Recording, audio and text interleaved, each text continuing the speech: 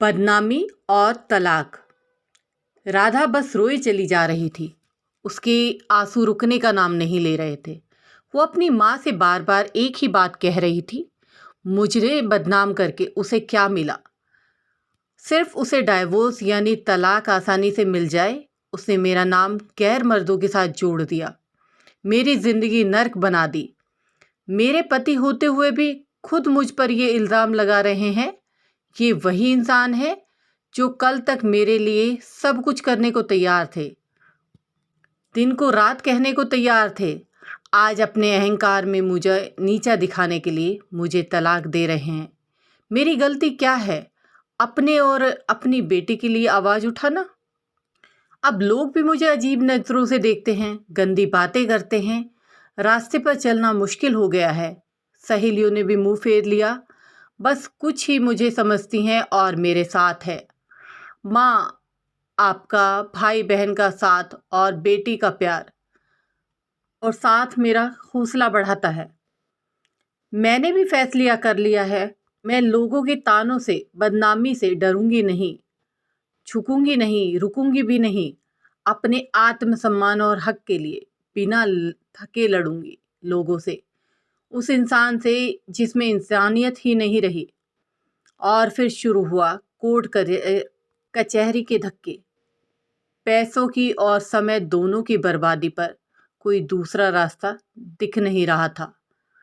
सबसे बड़ा दुख झटका उस वक्त लगता था राधा को, जब उसका पति कोर्ट में सामने खड़े होकर गलत गंदी बात बोलता था।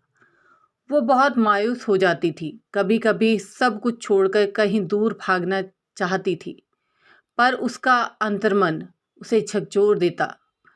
तुम ऐसे पीछे नहीं हट सकती, तुम चुप नहीं रह सकती। और राधा फिर हिम्मत कर खड़ी हो जाती, अपनी बेटी के हक के लिए सोचती। मैं मजबूत बनूंगी, तभी बेटी को मजबूत बना पाऊंगी।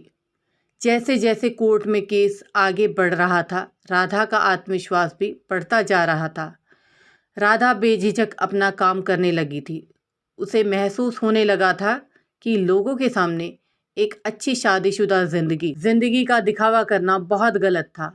अगर उसने कुछ लोगों को सही बात बताई होती, अपनी परेशानियां बताई होती, तो ये दिन आज ना देखना पड़ता। लोग उसकी मुश्किलों को समझते।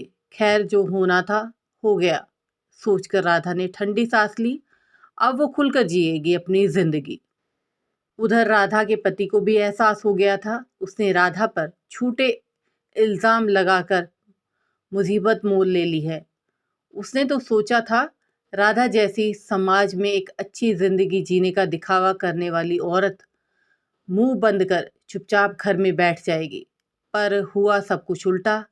राधा ने तो घरेलू हिंसा की सच्चाई सबके सामने लाकर रखती थी। कुछ सबूत भी जुटा लिए थे राधा ने। अब वो अपनी बेटी के साथ जीना सीख गई थी। उसके घर वाले भी उसका पूरा साथ दे रहे थे। तभी एक दिन दरवाजे की घंटी बजी। राधा ने सोचा कौन हो सकता है इस वक्त। जब देखा तो अचंभित खड़ी रह गई। दरवाजे पर उसका पति खड़ा था। उसने राधा से पूछा, अंदर आ जाऊं?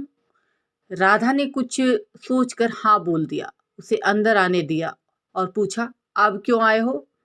वो बोला, मुझे माफ कर दो, मुझसे गलती हो गई, घर वापस चलो, मैं तुम्हारे और अपनी बेटी के बिना नहीं रह सकता। अचानक आए इस बदलाव से राधा सोच में पड़ गई।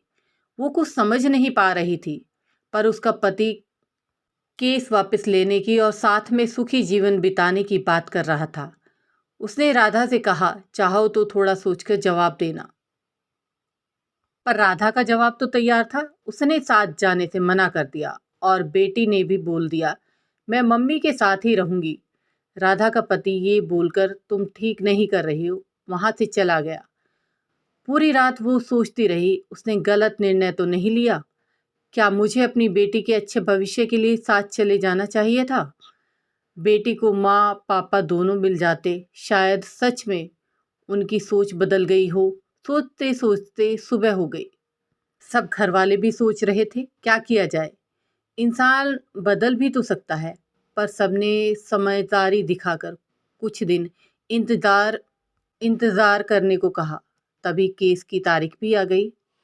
राधा ने सोचा था पति के व्यवहार से पक्का निर्णय ले लेगी, और जो हुआ सोच से बाहर था।